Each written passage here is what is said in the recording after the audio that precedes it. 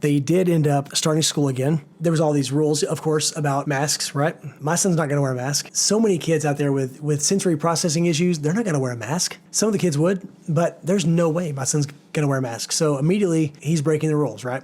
There was this list that the school had made, signs that you may be coming down with COVID.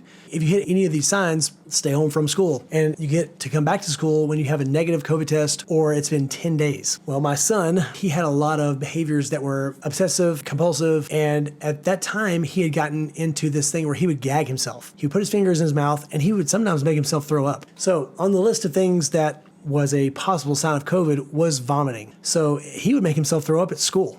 They would call me and say, hey, Jude's vomited. He needs to either get a COVID test or we need to not see him for 10 days. I would say, did he make himself throw up? Well, we don't really know. Nobody really saw it. And I thought, oh my gosh, he's making himself throw up. He's not sick. But there's no way around that, right? I mean, as you know, there were so many rock solid protocols that they were going by. And so I would have to take him home. Well, the only COVID test at that time was the nose swab. And whenever I say swab, I mean they stick that thing to your brain. There was no way my son was going to sit for one of those. And even at that point, they weren't that common. You couldn't really just go down to any old clinic and get a COVID test. They were actually rationing those, or they weren't super available. If Jude threw up at school, we were back in this nightmare of him not being able to go to school for 10 days.